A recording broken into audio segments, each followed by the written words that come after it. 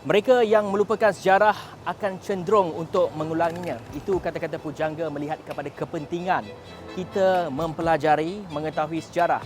Dan muzium merupakan satu institusi yang amat penting sekali dalam membentuk masyarakat untuk mengetahui sejarah dan juga untuk mengetahui budaya dan juga warisan negara. Dan saya Hafiz Rosli berada di Muzium Negara hari ini, dan kalau kita nak bercakap mengenai sejarah muzium di negara kita, ia bermula di Taipei apabila Muzium Taipei di Perak ditubuhkan pada 1883 dan Muzium Negara ini ditubuhkan pada 1963, dan kita akan mengupas lebih lanjut mengenai industri pemuziuman bersama dengan Ketua Pengarah Muzium Malaysia JMM. Sekejap lagi teruskan bersama saya Hafiz Rosli di Awani Pagi.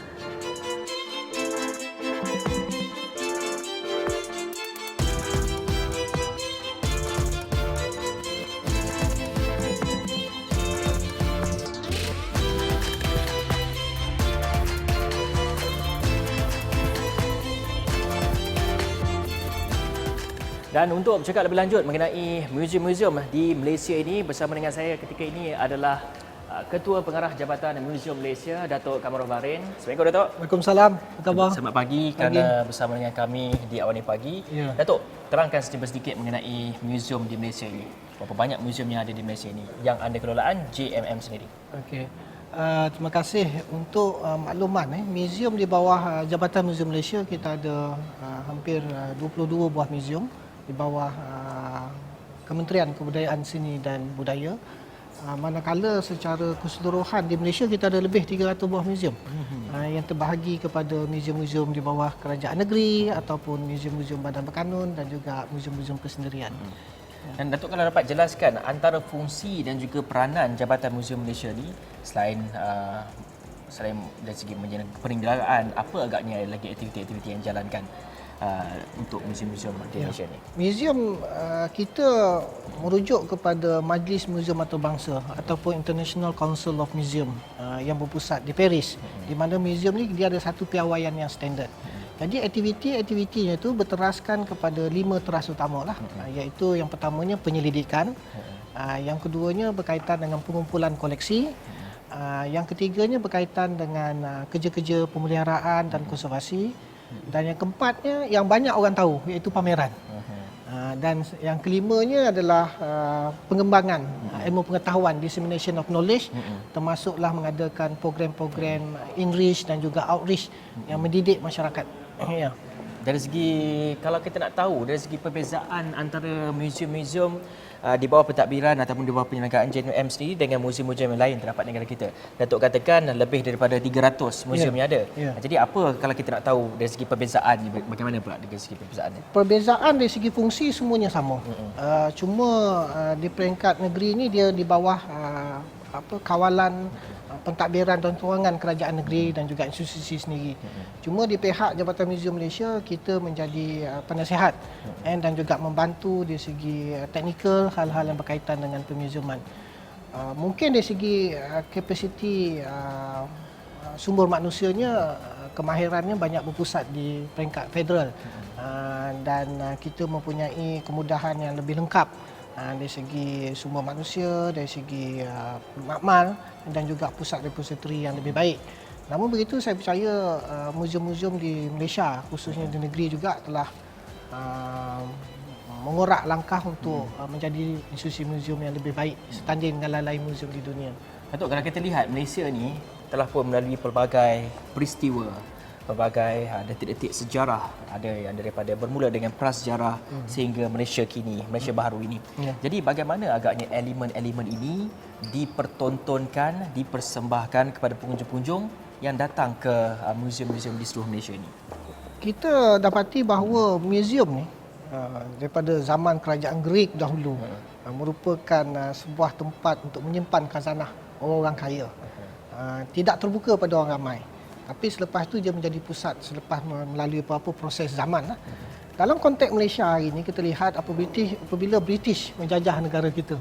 Muzium yang pertama, institusi yang pertama antara yang ditubuhkan adalah muzium, itu Muzium Perak 1883. Mengapa? Mereka nak mengetahui tentang kehidupan masyarakat, budayanya, adat istiadat, pantang larang dan sebagainya, cara hidup mereka.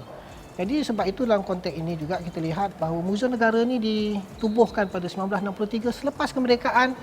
Lakaran muzium ini telah pun dibuat dan mendapatkan khidmat nasihat melalui Perdana Menteri kita Tunku Abdul Rahman yang mengambil inisiatif daripada Balai Nobat dan juga rumah Bumbung Negeri Sembilan gaya Minangkabaunya, dan menjadi sebuah institusi yang penting, dan dia kata muzium inilah tempat untuk menyatukan masyarakat di negara itulah kita. Kepentingan muzium. Itulah kepentingan muzium di negara kita sebenarnya dari segi sejarahnya lah.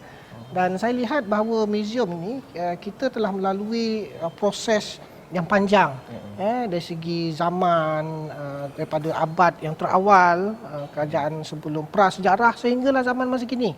Jadi kita telah melalui pelbagai perubahan gaya hidup, perubahan tamadun, juga berlakunya silang budaya dengan pelbagai kaum yang ada di negara kita. Jadi semua itu adalah merupakan satu benda yang patut kita rakamkan dan kita paparkan untuk kita kongsi bersama.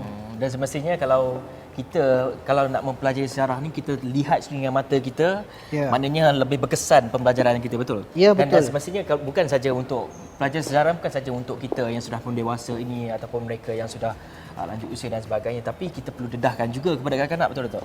Dan dari segi approach kepada mereka, bagaimana agaknya? Mungkin dari segi fakta-fakta yang diberikan ke apa agaknya dari segi approach yang digunakan untuk mendekati kanak-kanak untuk meminati mereka melawat ke muzium. Okey. Dalam konteks ini kita lihat muzium kita ada semua muzium di dunia dan juga muzium di Malaysia kita ada unit pendidikan, iaitu untuk to educate and to disseminate knowledge to the public, atau untuk mendidik dan menyebarkan pengetahuan ramai. Dan pendidikan ataupun education program, aktiviti pendidikan ini memang menjadi satu teras di muzium.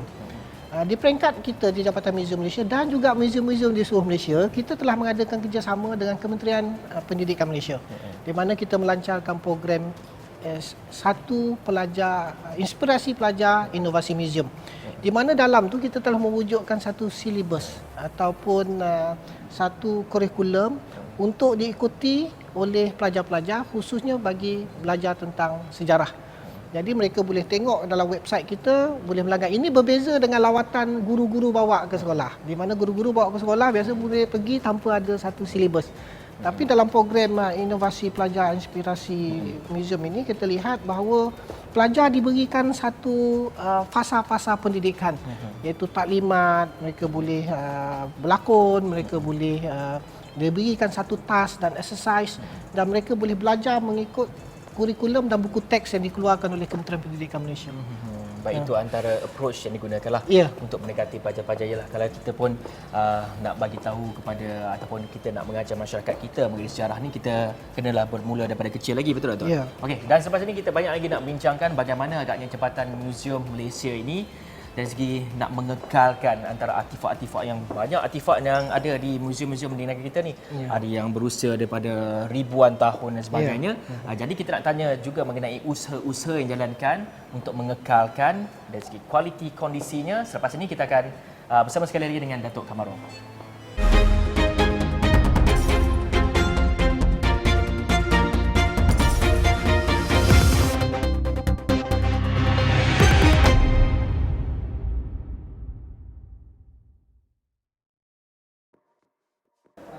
Baik, kembali bersama saya Vijay Rosli dalam Awani Pagi. Kita masih lagi bersama dengan Datuk Kamarul Bahrain, Ketua Pengarah Jabatan Muzium Malaysia.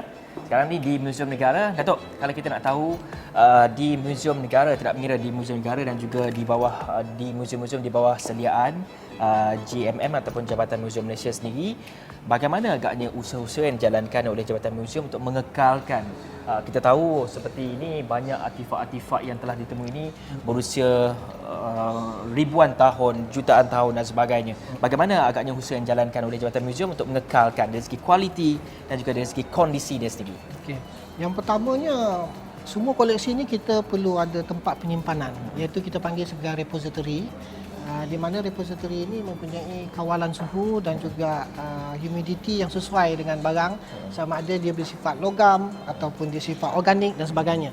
Jadi kalau kita lihat apabila barang itu dipamerkan di galeri-galeri kita, maka kita lihat bahawa lux pencahayaan yang sesuai perlu digunakan untuk mempamerkan supaya tidak berlakunya kerosakan. Jadi macam kita lihat di sini, koleksi-koleksi yang ada tu kita kumpulkan daripada zaman sejarah awal, termasuklah prasejarah, Mesolitik, Paleolitik, Mesolitik dan juga Neolitik adalah merupakan bukti-bukti kependudukan dan juga tamadun masyarakat awal di negara kita. Ya. Dan dari segi kalau kita nak tanya, sebelum muzium ini ditubuhkan ataupun mestilah ada ekskavasi kepada artifak-artifak ini, bagaimana agaknya proses ekskavasi itu yang mungkin penonton-penonton nak tahu dari segi prosesnya. Adakah ia di bawah kesediaan Jabatan Muzium Negara sendiri untuk mengekskavasi segala ekologi itu semua? Boleh dapat explainkan? Kerja-kerja ekologi ini pada peringkat sebelum kemerdekaan banyak dijalankan oleh kolonial, pihak ekologi daripada British lah kebanyakannya lah, seperti Evans, Hills dan sebagainya. Sebelum pada tahun 1970-an, pakar-pakar tempatan telah mula menjalankan arkeologi inilah, seperti Profesor Datuk Nek, Dr. Adi, Zuraina Majid, Profesor Mokhtar dan sebagainya. Dan bahan-bahan ini, arkeologi ini dilakukan berdasarkan kepada sumber-sumber dan juga kepakaran dalam mengenal pastilah lokasi-lokasi arkeologi yang berpotensi di negara kita, di mana kalau kita lihat dalam zaman prasejarah ni, dia banyak kita tumpukan di gua-gua. Gua-gua yang ada di Malaysia, seperti kalau di Malaysia ni Gua Senyum, Gua Cha dan sebagainya lah. Banyak lagi. Begitu juga dengan Sabah dan juga di Sarawak. Dan bahan-bahan ini memperlihatkan bagaimana masyarakat prasejarah hidup, apakah diet yang digunakan, dimakan pada ketika itu, dan juga corak penempatan daripada satu tempat ke satu tempat. Dan sehingga kini saya pasti dari segi ekskavasi ekologi untuk mencari lebih banyak artifak-artifak sedang dijalankan. Mungkin dapat huraikan kepada kita apa agaknya dapatan yang terbaru ataupun mungkin apa agaknya perancangan masa depan dari segi untuk ekskavasi atau ekologi ini sendiri. Tapak-tapak ekologi di Malaysia ni banyak sebenarnya lah. Dikatakan di Pulau Selinsing tentang awal. Kita di Lenggong juga ada yang telah diwartakan sebagai tapak warisan dunia di bawah UNESCO. Dan jumpaan terbaru di Sungai Batu di Merbuk, Kedah juga adalah merupakan bukti-bukti awal yang dipercayai bahawa kita telah ada satu industri yang lebih awal, sehingga mungkin menjangkau sebelum Masihi lagi di negara kita lah. Dan bukti-bukti arkeologi ini sebenarnya memperlihatkan bahawa ketamadunan negara kita ni kita boleh menjuruskan lebih awal, bukan tertumpu pada kerajaan Melaka semata-mata sebagaimana yang kita tahu. Mungkin kita sedang mencari bagaimanakah corak hidup, bagaimanakah ekonomi kita pada masa itu, dan apakah pengaruh daripada luar yang mempengaruhi tamadun kita. Ya. Oh, itu antara ni. Dan semestinya kalau bercakap mengenai 20 muzium di bawah seliaan Jabatan Muzium Malaysia ini, setiap muzium tu ada keunikan-keunikan tersendiri. Betul Datuk? Dan bagaimana pula dengan bagaimana untuk menentukan keunikan-keunikan itu sebenarnya? Kalau seperti contoh di Muzium Negara kita ada 4 section, 4 section kan tak salah dia. Dan juga di Muzium Taiping apa keunikan-keunikannya dan boleh bagi tahu contoh-contoh yang lain. Di bawah Jabatan Muzium ni kita ada muzium-muzium yang bersifat khusus. Contohnya kita ada Muzium Seni Bena di Melaka yang mengkhususkan tentang teknologi dan juga rumah-rumah yang ada di negara kita. Kita ada Muzium Tekstil yang khusus tentang kekayaan tekstil dikaitkan dengan perubahan gaya hidup dan juga bagaimana kita menggunakan bahan-bahan material yang ada di China dan India, dan juga bentuk-bentuk pakaian, tongkolok, desta dan sebagainya. Dan begitu juga dengan Muzium Diraja yang mengkhususkan tentang kesultanan, gaya pemerintahan di bawah Raja Berperlembagaan dan Demokrasi Berparlimen, yang kita juga adakan pameran raja kita.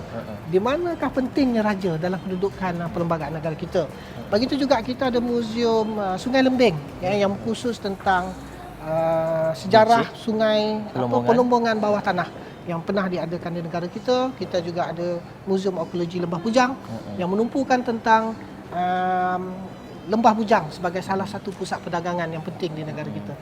Dan banyak lagi lah, kita ada Muzium Matang Ngah Ibrahim yang memperlihatkan tentang perjuangan dan juga Perang Larut yang merupakan salah satu polemik politik yang penting sehingga termeterainya Perjanjian Pangkong. Jadi muzium-muzium ini banyak. Kita juga ada Muzium Kota Johor Lama di Bukit Tinggi yang memperlihatkan tentang kubu pertahanan. Kita ada juga Muzium Lukut yang merupakan Venice of the East pada masa itu. sebuah kota pertahanan dan juga pasukan beruniform Angkatan Berkuda Tentera Melayu yang pertama pernah diadakan di negara kita. Dan ini bermakna setiap negeri ada muzium-muzium dari segi keunikan mereka juga berbeza sebenarnya. Ya, betul. Bergantung kepada macam mana kita memberikan satu tafsiran dan bagaimana kita mengolah kepada maklumat-maklumat yang telah diberikan oleh pihak muzium. Begitu juga kita ada muzium di Labuan juga. Muzium Chimney yang telah mendapat pengiktirafan daripada luar negara, yang kita lihat bahawa merupakan salah satu simbol kepada pelombongan arang pada masa tersebut. Datuk, nak bercakap mengenai artifak yang ada di sini, bahan-bahan sejarah yang ada di sini. Adakah ia ataupun bertukar-tukar dalam satu masa saja, ada dalam untuk 2-3 tahun, untuk sesuatu period tu kadang dia perlu tukar-tukar ke ataupun dikekal daripada, maknanya artifak-artifak ni semua yang ada di Muzium Negara sebagai contoh ini adalah artifak yang sama yang ada pada tahun 1963 sejak Muzium Negara ditubuhkan. Sebenarnya muzium ni dia ada 2 jenis pameran. Dia ada 3 jenis pameran. Pertama kita anggap sebagai pameran tetap. Pameran tetap ni biasanya dia memerlukan kos yang agak tinggi. Biasa kita akan tukar setiap 5 tahun atau 10 tahun bergantung kepada peruntukan yang kita perolehi. Yang keduanya kita ada pameran sementara. Di mana pameran sementara ini adalah merupakan satu pameran berkala yang kita adakan setiap 3 bulan atau setiap 5 bulan atau bergantung 6 bulan, bergantung kepada populariti pameran itu. Dan yang ketiganya adalah pameran bergerak yang kita adakan sempena dengan festival ataupun program di sekolah-sekolah dan sebagainya. Jadi pameran yang ada di galeri tetap ni ada masanya kita ada buat keperluan. Contohnya bagi tujuan rawatan konservasi yang kita lihat bahawa dia memerlukan pemulihan, maka kita akan ganti dengan koleksi yang lain. Tetapi segmen itu dia kekal. Di bawah tajuk tu kekal. Cuma mungkin artifak tu kita melihat pada keadaan dan juga kondisi ini daripada masa ke semasa. Okey, nak bercakap mengenai tarikan-tarikan di Muzium seluruh Malaysia ni, bawah seliaan Jabatan Muzium Malaysia ni, kita nak juga bertanya mengenai jumlah kedatangan pelancong, kepada Muzium Negara dan juga Muzium-Muzium Malaysia ni. Dan kalau kita lihat kepada isu yang terbaru ini, iaitu wabak penularan COVID-19 ini, semestinya sedikit sebanyak menjejaskan kedatangan pelancong atau ketertiban pelancong ke dalam muzium ini. Dan tapi kita akan simpan dulu soalan ni, saya nak Datuk jawab selepas ni. Kita akan berehat dulu seketika, kita kembali selepas ni.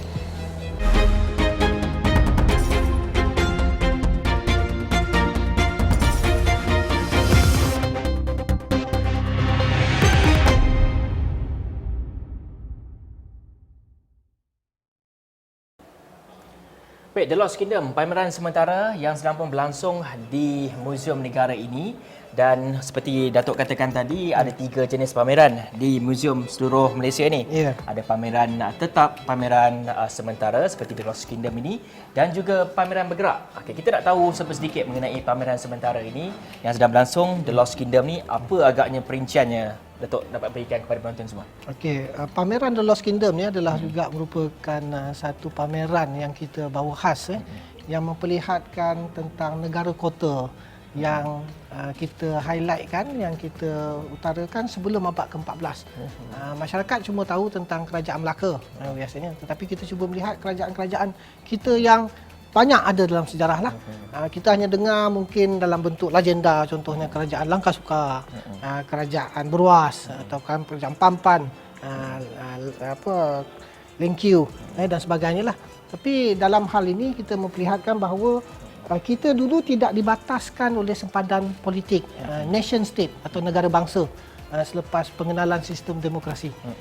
Bila ada sistem demokrasi, kita dipecahkan mengikut negara-negara, sedangkan dalam konteks geografi kita dulu dikenali sebagai Malay Archipelago ataupun Kepulauan Nusantara. Betul. Jadi banyak kerajaan-kerajaan yang pernah wujud dan kita ditafsirkan sebagai satu kawasan geografi yang mempunyai local genius ataupun kepintaran tempatan kita sendiri. Dan ini dapat kita lihat kalau kita ada Borobudur Prambanan yang merupakan wonders of the world, Sukhothai, Angkor Wat. Jadi kita tahu bahawa rantau ni rantau orang-orang genius. Rantau orang-orang genius pada masa tersebut lah. Jadi apa yang kita cuba paparkan dalam pameran ini ialah kita memperlihatkan tentang Sebagai koleksi-koleksi ya, contohnya macam ni tentang Kataha, iaitu sebuah arca Buddha daripada Kedah tua, di mana kita lihat Lembah Bujang tu adalah merupakan satu transit mubalik untuk belajar agama Buddha daripada China untuk transit pergi ke India sementara tunggu perubahan angin. Dia singgah di Gunung Jerai sebagai salah satu dia punya landmark.